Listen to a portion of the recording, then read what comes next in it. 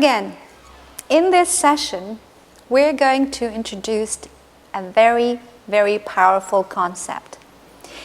Fill your marketing hourglass. This is what we call is the total customer experience. Imagine yourself getting to know a new business.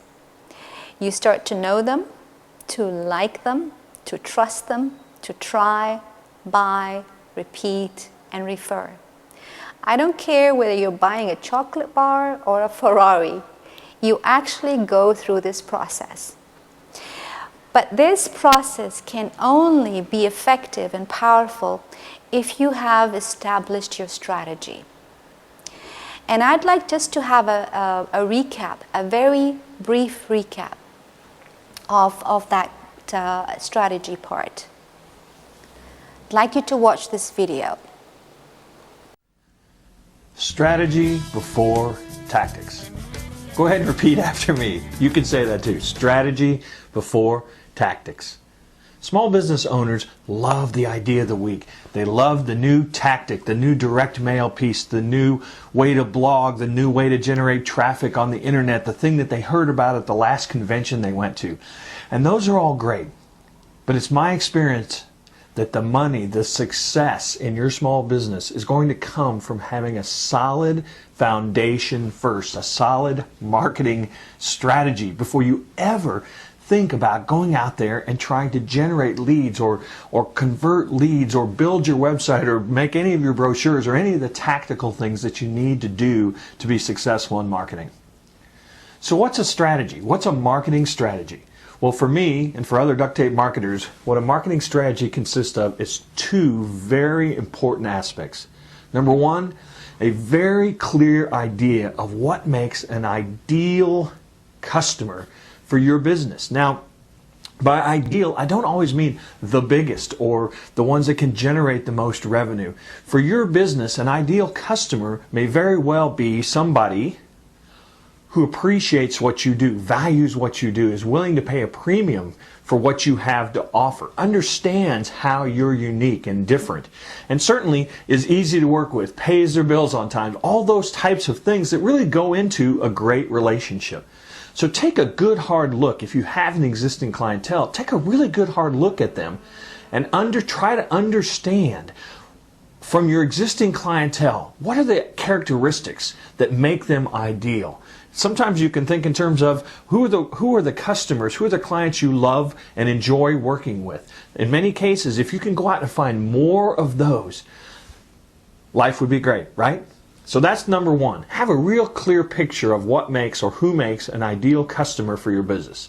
Now, number two is you absolutely have to have a core message of how your business is unique.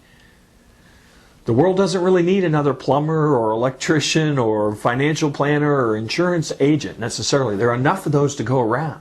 But what the world does need is all of those types of businesses that do something different, that really have something unique. And it might be a way in which you package your business. It may be a way in which you package your products or deliver your products or combine them with other people. It may be a way in which a very special niche in which you go after, a very special expertise that you might have. And in many cases, those unique points and how you're different really exist. So the question then becomes, how can you communicate them? How can you go out and make sure that you build your entire business and your brand and your message around that unique difference? So ideal customer, ideal client, really have them in mind so you can picture them and then spend a great deal of time trying to understand what makes your firm different, what opportunity is out there that you can communicate how you're different. Build your marketing strategy around those two things and then and only then start talking about tactics. The outline of this session is, first of all, we're going to talk about the marketing funnel. And then we're going to present you with the 7 phases of the marketing hourglass.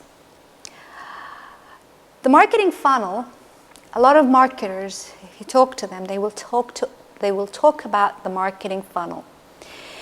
And the way that we see this marketing funnel, that it's broken. The idea of the marketing funnel is that you're going to try and get as many leads as possible to come and to try and buy from you. And from all of those leads, you will find 1 or 2 or 3 or 4 people coming to buy from you. But the problem with the marketing funnel is that it doesn't tell me what happens after the sale.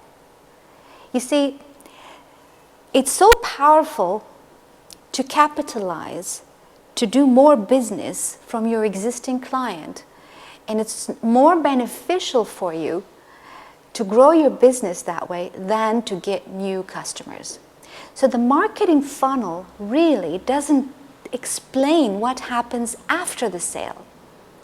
And that is the problem with it. But the great concept of the marketing hourglass, the 7 phases, is that it moves people. You see, the top part looks like the marketing funnel, but it continues to talk about the relationship, the experience that you and your customer are having in order to bring more business to your company. And what we're going to do in this session is basically go through those steps one by one. But this requires that you have already done your strategy. You have already identified your ideal client, and you have already identified your core difference. These tactical things that we will talk about today are not going to work very well if you have not established that step first. So the marketing hourglass talks about the total customer experience. And I'd like you just to pay a little attention to the shape of the marketing glass. The top part is a bit wide, which means that you are going to be targeting a lot of people. But fewer people are going to move down into that marketing hourglass until the point where they actually come and buy from you. And the idea now that you're going to try and get more and more transactions from that client until the time where they actually help you to get more customers. They are going to be, your own customers are going to be those that are going to go out and sell for you like free salespeople without you having to pay for them, and grow your business that way. And that is the shape of the marketing hourglass. These are the steps and the 7 phases.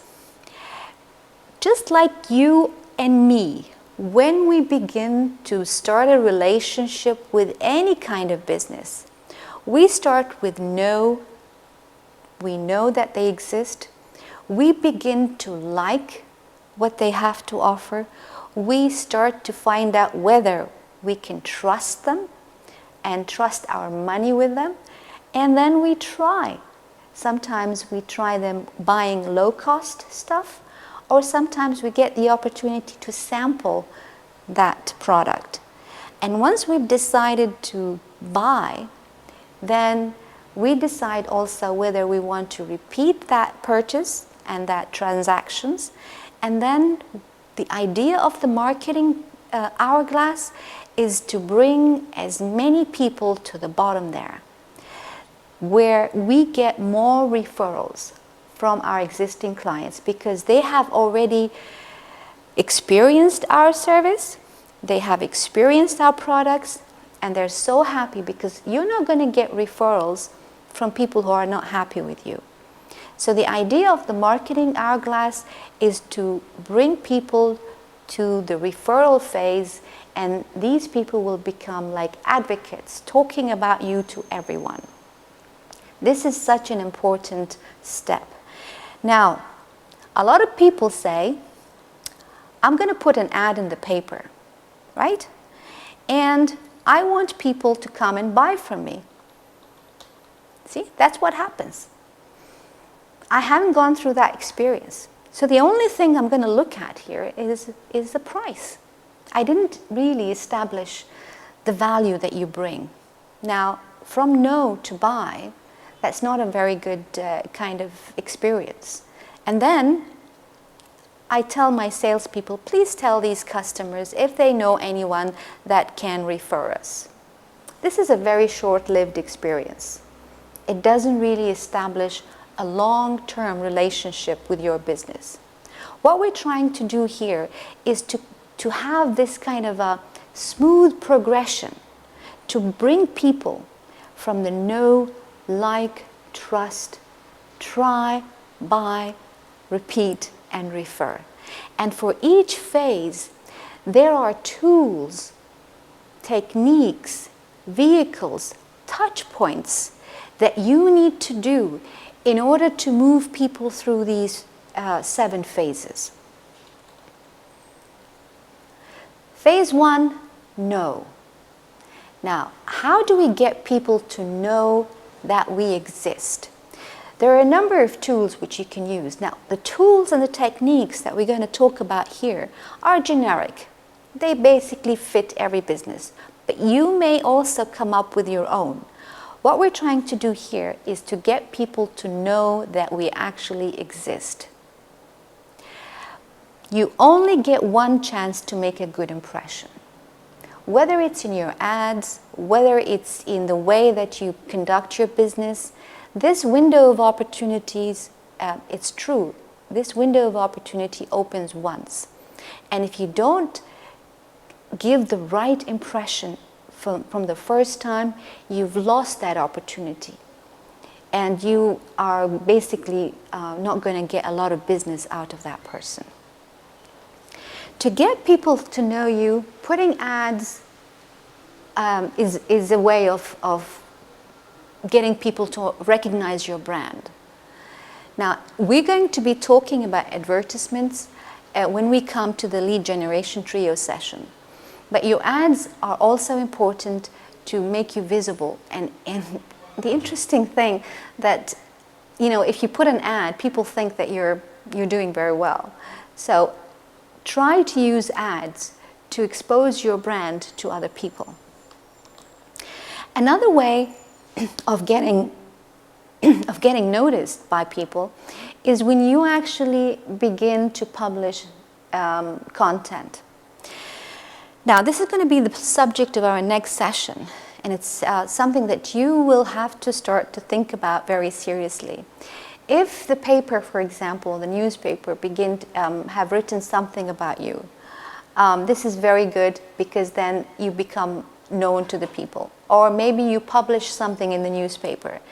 This is a way of getting exposure and getting your target market to recognize that you actually exist. Networking occasions. Remember your talking logo that we spoke about. Now, your talking logo is another way of you talking about your differentiator. And in certain networking events, whether it's a society that you're a member of, or you attended a seminar or a conference or any kind of a gathering or a networking event, it gives you a chance to talk to people and to tell them that you actually is providing and actually selling this kind of product and service. Referral sources, they do come on the top. Those that have actually referred you are going to start to build that relationship from the know, like, and trust, try. They begin from the top and they know you from the referral sources. Ask any business, how much of your business is being generated from referrals? They will tell you that it's more than like at least 80% of their business is coming from referrals. So it's very important to, you know, build that referral system within your marketing hourglass. So you're getting a lot of referrals and people are now beginning to know you. So they want to know whether they like your business. They want to go now and do a little bit more research about what you have to offer. Do they like you or not? So you need to be ready with the tools that will help people to like you and to like dealing with you. Some of these tools, your web presence. If you're not online. If you don't have a website, your window of opportunity have closed. They will go to someone else. So it's very important that you establish a presence online. And this is something which is so vital for the growth of your business. The other thing is your physical presence. Now, sometimes you find customers are not relying on online tools. They will actually come to your shop, to your outlet, to where you are actually providing the service and the product. And your office, the way, the environment that you actually operate in is so important into generating that like, whether they like dealing with that kind of person. The uniform that your people wear, the kind of furniture that you have, the fixture, anything that basically helps people move from the no to the like. The other tool that you may want to sort of use is the email newsletter. Now, a lot of people may know you, okay, and they've heard of you once. But you need to continue the communication with those people. You may never meet them again, but if you get their business card, how do you continue that communication? It's not possible that you can continue calling the same people over and over again. The best communication you can use is email newsletter. These are the kind of drips and touch points that you can do on a monthly basis, or maybe bi-weekly basis, or even quarterly basis, to keep in touch with the people that you've actually met, and to remind them and to keep in their mind that you actually do provide a unique service and a product, just in case when the time comes for them to buy from you, they actually remember you. So it's important that you continue that communication with those people that are potential customers. They are at this point having gone through the next phase. Phase 3, the question of trust. This is so important. How can I trust you with my money? I mean, if your uncle has referred you to me, it doesn't mean that you're going to trust me right away. I need to establish the tools, the techniques, the vehicles that will actually get you to trust that I can deliver as promised. I need to be able to trust you with the money that I'm going to pay for that product and service. And you see, the bigger the purchase, the more the element of trust is important. So the question of trust here can be built in a number of ways. Your marketing material. If you have marketing material that explains to me how unique you are, that tells me your process, your approach, and how you're going to deliver, and give me that kind of education that will give me the confidence that you can deliver, that can build trust. Now, the other aspect is your sales presentation. Your sales presentation also has to be done in a very professional way. And we're going to be talking about that in one of the sessions. I think it was phase number 9, session number 9. But what we're going to say here is that you need to be able to establish that trust right from the beginning. Now, that is very important for getting people to trust you. Your social media participation. This is such an important point. It can either build trust or erodes trust. The idea of your engagement on social media can really be an added value to building trust. But if you're not engaging in the proper way, it can erode that trust. So it's very important from your point of view to be able to engage, educate people online as well through the social media. and people can see you as an expert in your field through your engagement in social media. So that's very important. Now, if you start to produce white paper, free reports on how to checklist, things like how to do something or how not to do something. It's basically what to do or not to do. Things that you are continuing to educate people, to tell them about the value that you bring in with respect to this particular service, for example.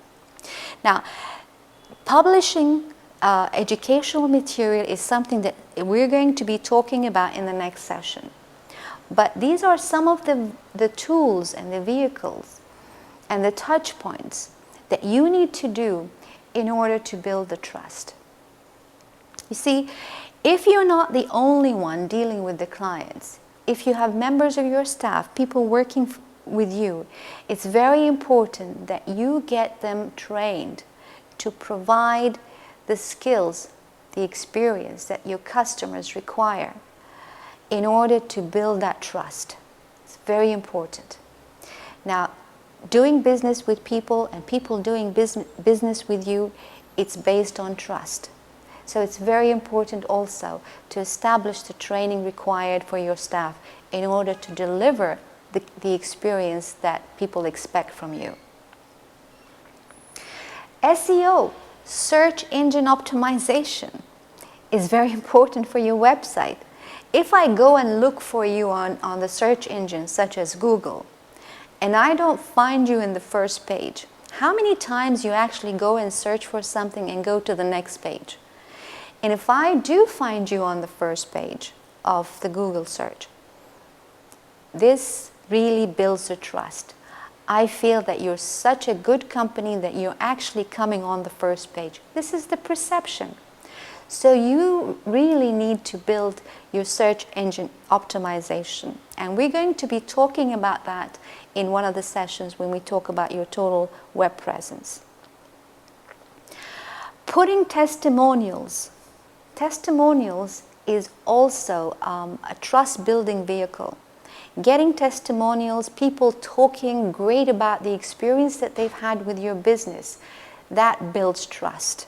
It's very important to actually get those testimonials from your clients. I sometimes feel that you make it like an expectation. Tell your customer, you're going to really like this product. You are going to have a lot of results and benefits from dealing with me. But I would like to have a testimonial. If you're happy with the type of product or service we provide, I need to have that testimonial from you. Because that testimonial will help you build trust with other prospects. Because I want to see, as a new customer or a new person trying to deal with you, that other people have dealt with you and they have actually received the kind of experience, the kind of results that I would like to have as well. So getting testimonials is very, very important. Sometimes putting case studies of success stories people have had with you is also something which is of benefit for your kind of, with respect to building the trust. So you need to start to sort of come up with those case studies of people that have used like they've had this problem. This is the kind of service that you provided, and this is the outcome and the result that they got from dealing with you. These very simple one-page case studies can really enhance the trust with your prospect. Another aspect, sometimes you need to nurture your prospect during this trust period, especially if the decision required for your customer to pay a lot of money. For example, you are thinking, you have a customer who's thinking about remodeling their kitchen. This doesn't happen on the spot. It takes some time for that decision to be made.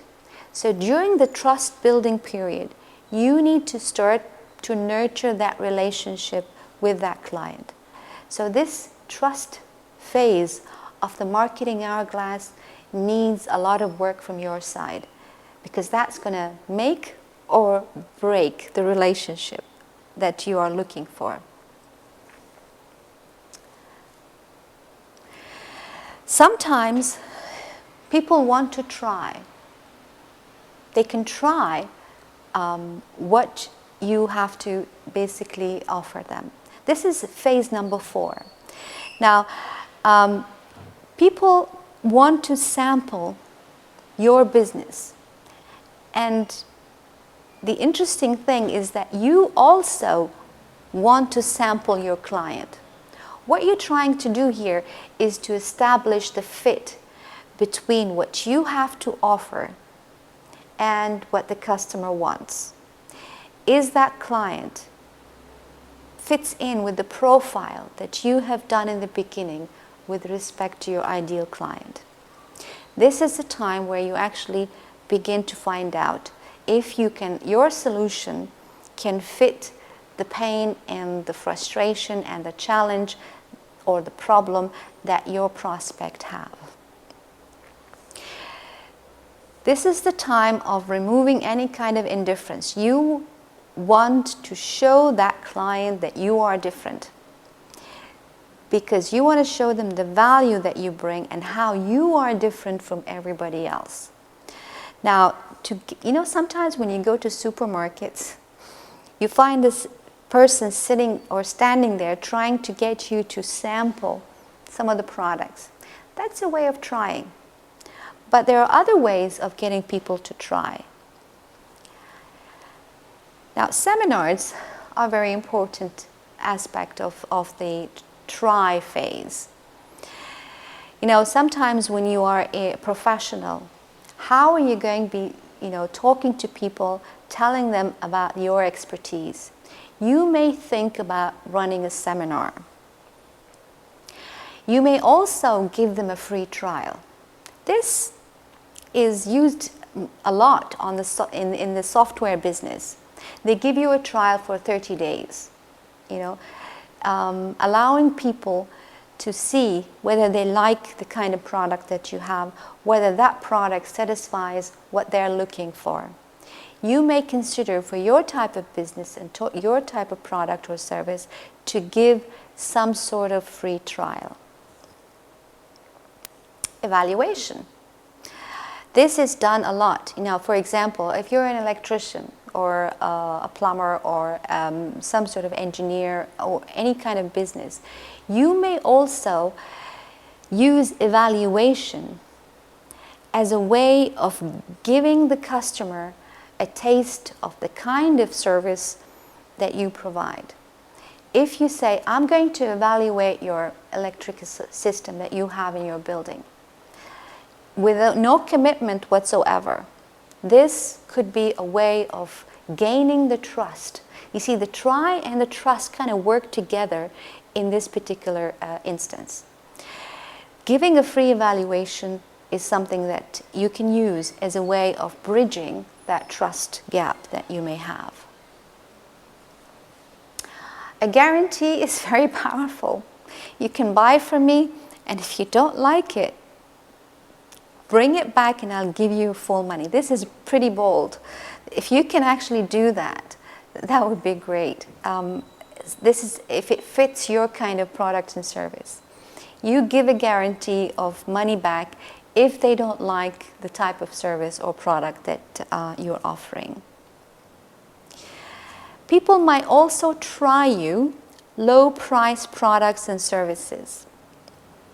Now, before I commit the big money, I want to try buying something which is low-priced to help me bridge that trust gap that I may still have. I'm still not sure that I want to deal with you. So you might want to offer low-price products in order to get people to build a relationship with you. So there are a number of ways that you can actually put as part of the tools that you might want to use to get people to try your product and service. Now, we move to phase number 5. We have moved through them. Know, like, trust, try, and we're coming to the critical part where people are coming to buy from us. This is phase 5. Now, this is where most people don't deliver. You've done so much work and the customer is ready to buy from you, but they're not getting the right experience. They're not getting the right response.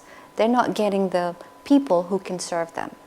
How many times did you see ads in the paper and you go and call and no one answers?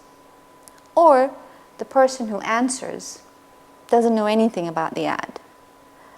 So you have lost your opportunity here again. You need to establish the experience and to deliver as promised. This is where the new customer orientation. For every customer that comes to your business, you need to start to tell them, how do you do business? You need to tell them about the process. You need to basically explain to them what's going to happen first, what's going to happen next, how you're going to be able to deliver the product and service. It's like you create something called the new customer kit, the information that the new customer would want to know to start this relationship with you. How you're going to deliver. Explain to the customer right from the start what is the process for delivery. How you're going to communicate during and after the service. This is something that you need to establish right from the start at the buying point. And also, you need to get paid. You need to tell the customer how is the payment going to be made. Make it crystal clear how you're going to be paid. This has to be established right from the beginning so that you don't have any kind of misunderstanding or miscommunication with your client.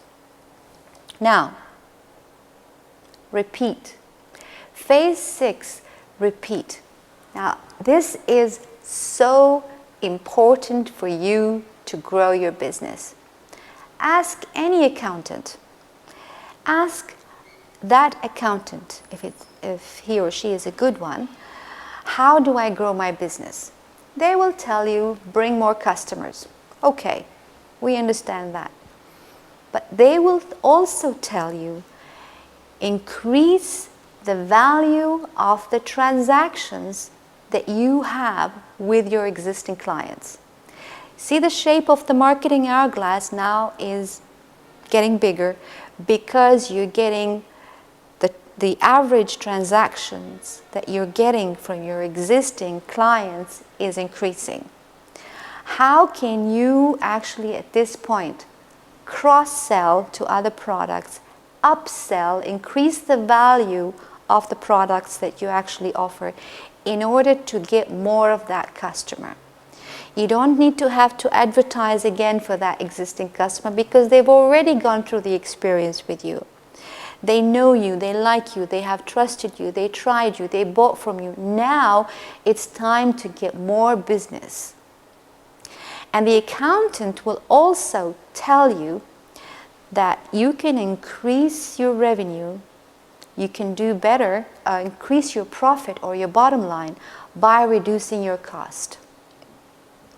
Now, if you don't have to advertise as much as you did before by getting and focusing on your existing client, that is going to reduce your cost as well. This phase of getting more repeat business of those people who have already experienced your product and service is a very crucial point for your growth. Now, most valuable possible. The most value possible. Get as much value as possible from that person who has experienced your service and product. Commit to teaching them. You need to teach your clients how to use the other products that they have not bought, how to make sure that you tell them about the other services that you provide that they haven't bought from you. So commit to teaching them. Move to the next level. Cross-sell other products as well, just like we said. Teach them the secret hacks, the secrets of using the type of products. No one is going to teach. Your competitor is not going to do this. Call your client and tell them, listen, I've got a very good proposition for you. This particular product is going to really help you immensely. So you need to start to build that trust even more and establish that relationship with your client. Expose them to the best practice. Tell them how best to get more value out of that product. They will trust you even more and they will buy from you even more. Do you have a results review process? This is the time where you can use this particular client to give you testimonials to be able to use for other prospects. It will also give you the opportunity to tell your client, this particular one, look, because of this service, I have saved you tons of money. You need to review in order to be able to re-establish the relationship if there has been any kind of miscommunication or misunderstanding between you and that client. Phase 7, refer. This is the ultimate goal of all of the phases that we have gone through of the total customer experience, is to get everybody, almost everybody, to come to the phase of referral. Why? Because you want your customer to go and sell for you for free. This will, you see the bottom line now? It's increasing. The more referral that you're getting, the better for your business. How do I get referral? It's the ultimate goal, and it's a form of sales staff. Your customers, your own customers, are going to go out and sell for you for free. Make it easy to refer you. This is something that, remember the questions that we've asked in the previous sessions? If you were to refer me, what would you say? Now, if they're not answering that question properly, I need to educate my referral sources and tell them what to say when people ask for my kind of product and service. We're going to talk about the referral issue here in one of the sessions, particularly when we talk about your lead generation trio. So it's such an important aspect of generating more revenue and more profits in your business and growing. Come together as a community. Bring all your referral sources together. You know, in some cases, I even tell people, you know, big companies have board of directors, you know. You, as a small business, can have a board too, using your customers, those customers that are so happy with your service, is to be like your advisors. Sit down with them and build that community with your existing customers in order to be able to get better advice on what is happening out there in the market to make you make the right decision for your business when it comes to promoting your products. Now, the idea is you need to create customer advisory and referral boards.